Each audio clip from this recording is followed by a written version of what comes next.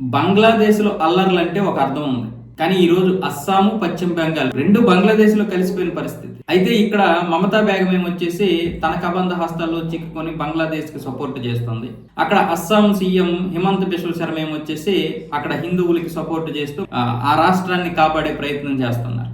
అయినా సరే విపరీతమైనటువంటి ఈ అక్రమ చొరబాటుదారుల వల్ల విపరీతంగా, ముఖ్యంగా ఆర్బీ ఆంగ్లాంగ్ అలాగే పశ్చిమ ఆర్బీ ఆంగ్లాంగ్ ఈ రెండు జిల్లాలు పూర్తిగా బంగ్లాదేశ్ పరిస్థితికి వచ్చేసాయి. ఎందుకంటే ఆ బార్డర్ లో ఉన్నటువంటి బంగ్లాదేశీలందరూ అక్కడికి వచ్చేసారు. చివరికి నిన్న ఒక మార్కెట్ లో మన హిందూ దుకాణాల మీద దాడులు చేశారు, నిప్పు పెట్టేశారు, కాల్చేశారు. అందులో ఒక దివ్యాంగుడైనటువంటి 25 సంవత్సరాల సురేష్ రై చనిపోయారు. దివ్యాంగుడు, అతని మీద వీళ్ళ ప్రతాపం. పోలీసులతో సహా మామూలు సామాన్య ప్రజలు 38 మందికి గాయాలయ్యాయి.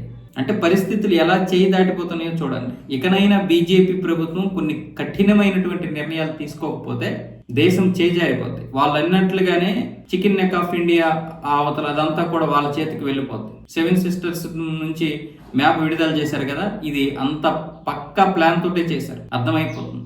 లేకపోతే బంగ్లాదేశ్ తరహా అల్లర్లు ఎక్కడేంటి, మోక అల్లర్లు, వాళ్ళే అక్రమ చొరబాటుదారులు ఇవన్నీ చేశారు. ఇప్పుడు స్థానికులు ఏమొచ్చేసి వాళ్ళని వెళ్ళగొడతారా, లేదనుకుంటే మేము వెళ్ళిపోలేటైనా మేము చనిపోవాలా అంటున్నారు వాళ్ళు.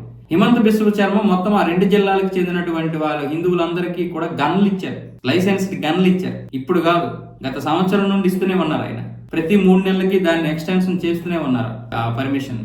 ఇంకేం చెయ్యాలి అంటే వాళ్ళని బయటికి పంపించేయాలి. అక్కడ వాళ్ళు ఎలా ఉన్నారంటే వాళ్ళే లోకల్ వాళ్ళలాగా, హిందువులే బయట నుండి వచ్చినటువంటి వాళ్ళ తయారైంది పరిస్థితి. పశ్చిమ బెంగాల్ అయినా అంతే.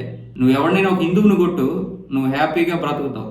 కానీ అక్కడ ఒక్క ముస్లింని ఏమైనా అన్నావు అనుకో, రోహింగ్యా పేరు ఎత్తావు అనుకో, నీ మొత్తం కాళ్ళు చేతులు తీసేస్తారు. అంటే మనం ఎక్కడున్నాం?